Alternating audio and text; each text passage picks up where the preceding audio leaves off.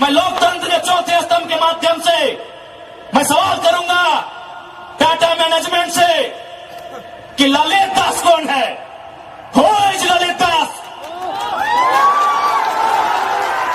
What is his ability? उसकी योग्यता क्या है? कौन है ललित दास? उसकी योग्यता क्या है? कितना तक पढ़ा है कि आज सीएसआर को संभालेगा? आज IL6 में नौकरी करेगा? सारा चीज का गांव का उजड़ा, एक नहीं 18 गांव टाटा के लिए उजड़ा है। और छत्तीसगढ़ का रघुवर दास जी का बेटा ललित दास यहाँ IL6 में नौकरी करेगा, सीएसआर को संभालेगा। हम सवाल करेंगे, बचेंगे मैनेजमेंट से। छापिए इसको हेडलाइन में कि जयराम महतो टाटा प्रबंधन से यह सवाल करता है, जमशेदपुर की टाटा प्रबंधन से, कि ललित दास कौन है, क्या है उसकी योग्यता। बाहर बात अच्छा मजाक बना के रखती है, कत्ल होगा हमारा, लहू बहेगा हमारा, हमारी लहू से स्वर्णरेखा की नदी लाल होगी, हमारी लहू से दामोदर की नदी लाल होगी, और ललित दास माला माल होगा। हम सवाल भी करेंगे और बवाल भी करेंगे इस बात को लीजिए। आइए सामने टाटा के प्रबंधन और हमें उत्तर दीजिए कि ललित दास कौन है, क्या है उसकी योग्यता। पूर्व मुख्यमंत्री का बेटा होना योग्यता है या वर्तमान राज्यपाल का बेटा होना योग्यता है? क्या यह योग्यता कहा जाएगा? भारत एक संवैधानिक राष्ट्र है। क्या बाप के तोड़ने के बदले बेटे दरोगा बनेगा? बाप के तोड़ने से बेटे दरोगा बनेगा? बाप एग्जाम पास करेगा, बेटा टीचर बनेगा? तो पूर्व मुख्यमंत्री रहे चाहे वर्तमान राज्यपाल रहे, ललित दास कौन है, हमको हिसाब किताब चाहिए। राज ना ये चुनावी भाषण देने आए हैं, न राजनीति की बात करने आए हैं। एक संदेश लेके आए हैं कि कोयलांचल और कोल्हान के लोगों, हम दो हमारे दो नहीं। बिल्कुल इस भ्रम में मत रहिए, हम दो हमारे दो नहीं। तीसरा पैदा कीजिए, उसको निर्मल महतो बनाइए, उसको हथियार से लेस कीजिए। अरे कैसे लड़ेंगे आप इनसे? 20 लाख करोड़ की प्रॉपर्टी है इनकी, आप ऐसे लोगों से लड़ पाएंगे? आपका टीचर बेटा लड़ पाएगा? आपका वकील बेटा इनसे लड़ पाएगा? आपका डॉक्टर बेटा इनसे लड़ पाएगा? इसलिए आज कोल्हान और कोयलांचल, हम दो हमारे दो नहीं। तीसरा पैदा कीजिए, उसको निर्मल बनाइए और उन पैमानों से युद्ध के लिए तैयार कीजिए। आपको बचाने कोई नहीं आएगा। अरे आप किससे उम्मीद करते हैं? एसएसपी, आपको जानकारी होना चाहिए, एसएसपी टाटा का साथ देते हैं। हिंदू मुस्लिम का राइट होता है, 44 मुसलमानों की दुकान तोड़ी जाती है, उस समय धारा 144 होता है, लेकिन टाटा रातों रात रोड बनाता है, धारा 144 का कहीं जिक्र नहीं होता है। आपकी सुरक्षा कौन करेगा बताइए? कौन करेगा आपकी सुरक्षा? ये हम आप बताइए हमें, कौन करेगा आपकी सुरक्षा? आज ये डोबो का वीडियो किसी हो, कोई डोबो का सीओ है, पहले मैं कहना चाहूंगा यहाँ बहुत सारे पुलिसकर्मी हैं जो ईमानदार हैं, उनको नमस्कार है।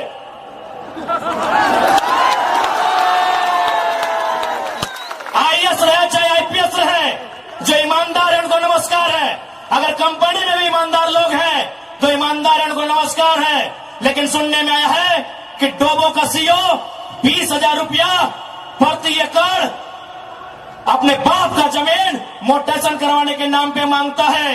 ऐसे सीओ को जो डोबो का सुनने में आया है, उसको तोहमोने में लेकर डुबा दीजिए। इस बात को हम चिन्ह ठोक के कहेंगे। उसका बाप का जमीन है क्या? 20,000 नहीं, 20 पैसा नहीं मिलेगा, 20 पैसा नहीं मिलेगा। वीडियो का बाप का जमीन है, सीओ का बाप का जमीन है क्या? लेकिन आपके बाप का दादा का ये जमीन है, ये 4000 साल से हम ये खेती बाड़ी करते हैं, ये हमारा प्रमाण है। अरे अब तो दुनिया के वैज्ञानिक मान रहे हैं कि सबसे पहला इंसान सिंहभूम से निकला था। आप गर्व कीजिए अपने इतिहास पर, आप गर्व कीजिए अपने इतिहास पर। ये हम नहीं कह रहे हैं, ये दुनिया की रिसर्च की टीम कह रही है कि जब दुनिया जल में था और जल से जो मिट्टी का कण पहले बाहर आया था और सिंहभूम का इलाका था, ये दुनिया की रिसर्च टीम कह रही है। यानी ये जमीन हमारी है, ये भूमि हमारी है। और आज यहाँ हम बेगाने बन के बैठे हैं, आज यहाँ हम दर बदर की ठोकरें खा रहे हैं, आज हमारे यहाँ कत्ल किया जा रहा है और एकदम साल दर साल किया जा रहा है। 77 में, 87 में, 97 में, 7 में एकदम कंटिन्यूली हमारा कत्ल किया जा रहा है। और आज हम हाथ धर के बैठे हैं। आज हम कहना चाहेंगे, आज बिल्कुल अगर हम होते निर्मल दा के समय, यदि हम होते सुनील दा के समय, कसम से आंख से आंसू नहीं बहाते, कसम से आंख से आंसू नहीं बहाते। उनकी मौत के साथ साथ और 100 लोगों को मरने के लिए तैयार करते और आंख से आंसू नहीं उनको नदी में बहाते जो उनकी मौत का कारण बने थे। हमने आंख से आंसू बहाया, हमने अनाथों जैसा अनुभव किया कि हमारे लीडर चले गए। अब रोने का समय नहीं है, अब बिलखने का समय नहीं है, इंतकाम का समय है।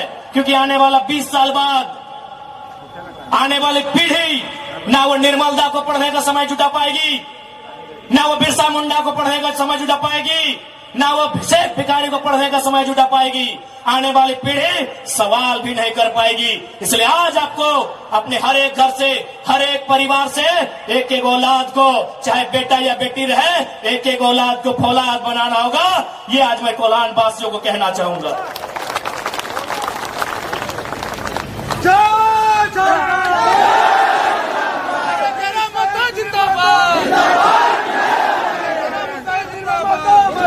आज मैं एक सवाल करूंगा इस भीड़ से, मैं सवाल करूंगा टाटा नगरी में बसे बड़ी बड़ी इमारतों में बैठे लोगों से कि जब 1907 में टाटा की स्थापना हुई थी, मालिक कौन था?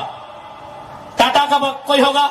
1907 में टाटा की स्थापना हुई थी, मालिक कौन था? Who was the founder? Who was the owner? Tata का कोई होगा? नौसेरे भाई टाटा या जो भी उनका नाम है। आज 115 साल बीत चुके हैं, आज टाटा का मालिक कौन है? आज भी टाटा का मालिक टाटा का वंशी है। 100 साल पहले टाटा ने पूंजी का इन्वेस्ट किया था, आज 100 साल बाद भी टाटा का मालिक टाटा का वंशज है। लेकिन एक सवाल होगा मेरा, 100 साल पहले जिन कुर्मियों ने, जिन संथालियों ने, जिन हो ने, जिन गोड़ाई ने, जिन धीवर ने, जिन अल्पसंख्यक ने टाटा में जमीन दिया था, आज उस परिवार के पास क्या नौकरी है? आज हम सवाल करेंगे।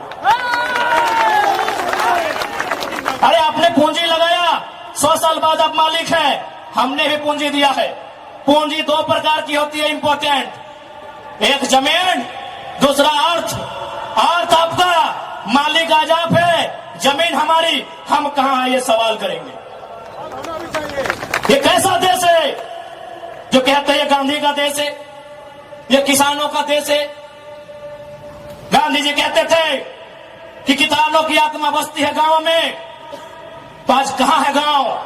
आज कहां है किसान? केवल पूंजीवादी का हावी, आज चारों तरफ केवल कैपिटलिज्म के लोगों का दबदबा। ठीक है, हम विकास के विरोधी नहीं है। अरे हमने इंसान भी दिया है और जमीन दान भी दिया है। हमने इंसान के रूप में कभी बिरसा भगवान को दिया, कभी भागीरथ मांझी, कभी तिलका मांझी को दिया, तो कभी निर्मल महतो, तो कभी सुनील महतो जैसे शेर को हमने दिया। और जमीन की बात कीजिएगा तो जहां तक टाटा की नजर जाएगी वो जमीन सारी की सारी हमारी है। क्या नहीं दिया हमने विकास के नाम पे? विकास के नाम पे हमारा कत्ल हुआ, विकास के नाम पे हमारा गांव उजाड़ा गया, विकास के नाम पे हमको लूटा गया। और आज अगर हम सवाल करेंगे तो आप हमें उग्रवादी जैसे शब्दों से नवाजेंगे। तो आज ये बात जान लीजिए, भले आज ये आपका समय है क्योंकि प्रधानमंत्री आपके हैं, सही बात है, किसानों के प्रधानमंत्री नहीं है। भले आप भावनाओं में वोट देते हैं, आज फिर किसान आंदोलन कर रहा है, किसान 700 मर चुके हैं, ये किसानों के प्रधानमंत्री नहीं है। अगर ये किसानों के प्रधानमंत्री होते तो एक रूल बनाते हैं। 1984 तक टाटा ने जो 15,000 एकड़ जमीन का अधिग्रहण किया है, उसमें मात्र 3,000 एकड़ में प्रोडक्शन का काम हुआ है, मात्र 3,000 एकड़ में कंपनी का एस्टेब्लिशमेंट किया गया है। यदि ये देश और ये वर्तमान के प्रधानमंत्री अगर किसानों के होते तो एक फरमान जारी करते कि बाकी जो आपके पास 12,000 एकड़ बचा है, उसे पोल्ट्री फार्म खोलना है क्या? उसे पोल्ट्री फार्म खोलना है? जी नहीं, रियल एस्टेट को बेचना है। हमारी जमीनें टाटा डिसाइड करेंगे, रियल एस्टेट को बेचना है। इसलिए अगर सच में ये किसानों के प्रधानमंत्री होते तो एक नियम बनाते, और ये नियम है भी, बकायदा न्यायालय में चर्चा हो चुका है कि यदि किसी कंपनी ने जमीन लिया है और उस जमीन पे काम नहीं हुआ है तो रैयत को वापस लौटाना चाहिए। टाटा ने 15,000 एकड़ जमीन लिया है, मानते हैं 3,000 एकड़ पर इन्होंने काम किया है, चलिए 3,000 एकड़ एक्स्ट्रा, अभी भी 10,000 एकड़ जमीन है जो इनके कब्जे में है, वो यहाँ के रैयतों को वापस मिलना चाहिए। तब मानेंगे ये गांधी का देश है, तब मानेंगे किसानों का देश है। आप बोलेंगे हम मान लेंगे, भेजिए 10,000 एकड़ जमीन वापस, तब मानेंगे किसानों का देश है, तब मानेंगे महात्मा गांधी का देश है। आज और तमाम जितने भी IAS, IPS मिनिस्टर, आज अगर मैं साफ कहूंगा कि संविधान की जितनी हत्या उग्रवादी आतंकवादी करते हैं उससे कहीं ज्यादा वो IAS, IPS और मिनिस्टर संविधान की हत्या करता है जो पूंजीपतियों का साथ देता है। क्यों पता है? पढ़े लिखे लोग, पुलिसकर्मी भाई आप भी सुनिएगा कि आपके SP संविधान की हत्या कैसे करते हैं। हाँ, पुलिस वाली दीदी आप भी सुनिएगा कि आपके DC संविधान की हत्या कब करते हैं। भारत के संविधान को खोलिए, भारत के संविधान में प्रियम्बल आता है। प्रियम्बल में क्या लिखा है पता है? हम भारत के लोग सामाजिक, राजनीतिक, आर्थिक न्याय की बात लिखा है। हम भारत के लोग धर्मनिरपेक्ष समाजवाद का नाम लिखा है, समाजवाद, पूंजीवाद नहीं लिखा है, कहीं नहीं लिखा है। भारत के संविधान में समाजवाद लिखा है। हम भारत के लोग धर्मनिरपेक्ष समाजवाद भारत की निर्माण करेंगे। आज ये जो भी IAS, IPS अगर पूंजीवाद का पक्ष लेते हैं, नक्सली से भी बड़ा नक्सली वो IAS, IPS होते हैं।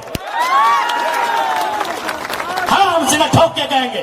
बाकी SP साहब, आप चाहे तो हमारी मौत का साजिश कर सकते हैं, क्योंकि आपकी पत्नी को पूर्व में, अभी नहीं, अभी वाले नहीं, अभी वाला नया आया है, पूर्व वाले SSP साहब, आप चाहे तो हमारी हत्या की साजिश रच सकते हैं, रचने का आपको अधिकार है। आपकी पत्नी को टाटा के दलालों ने नौकरी जो दिया है,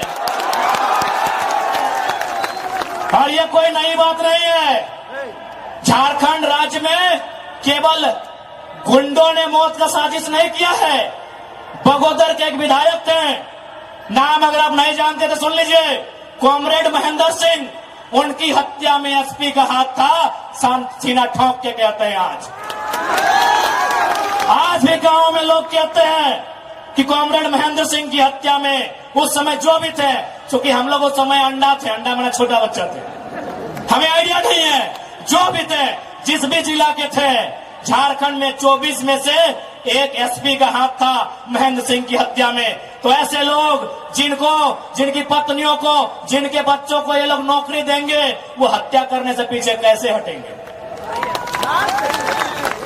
तो सुन लीजिए महोदय, चूंकि आपकी योग्यता का हम सम्मान करते हैं, आपकी प्रतिभा का सम्मान करते हैं, आपकी एजुकेशन का सम्मान करते हैं, लेकिन एक बात कहेंगे, हम गरीब लोग हैं, बद्दुआ नहीं देते हैं, लेकिन हमारे दिल से एक हाय निकलती है। उस हाय से याद रखिएगा, ये विधाता आपको कभी माफ नहीं करेगा।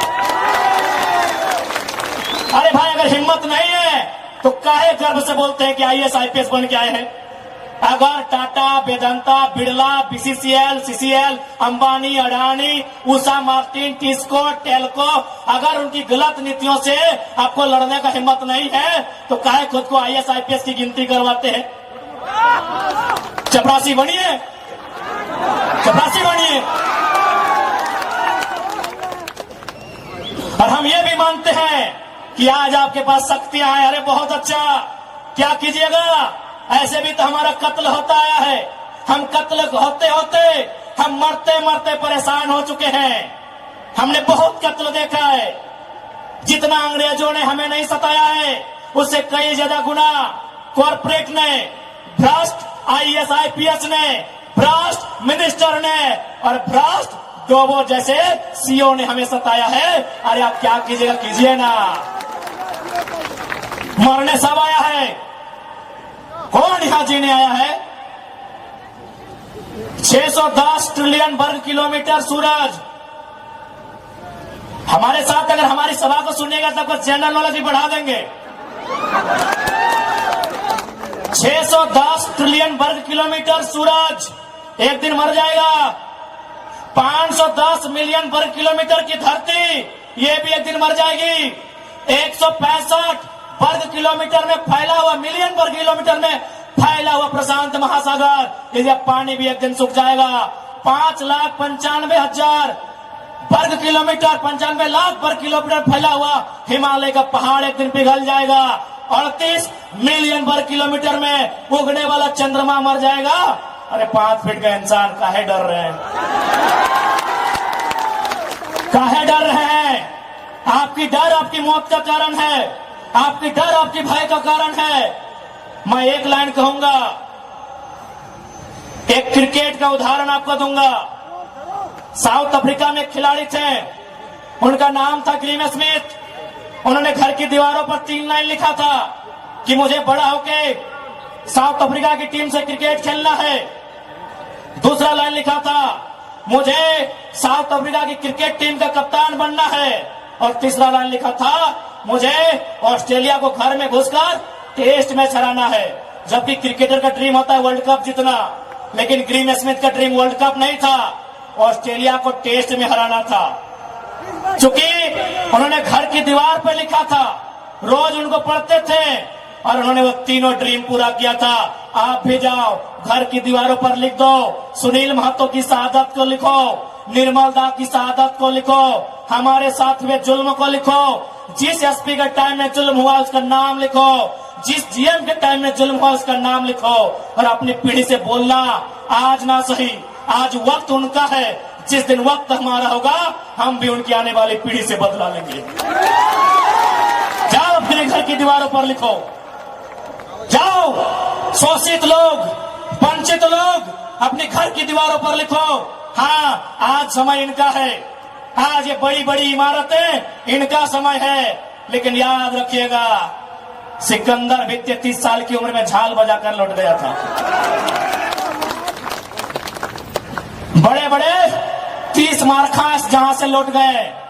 इसलिए मैं तमाम लोहा नगरी में जितने पदाधिकारी हैं, जितने मिनिस्टर हैं, मैं एक संदेश देना चाहूंगा, पाप का भागी मत बनिए।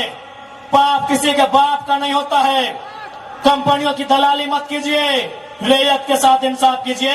ये मैं तमाम प्रशासनिक लोगों से निवेदन करना चाहूंगा।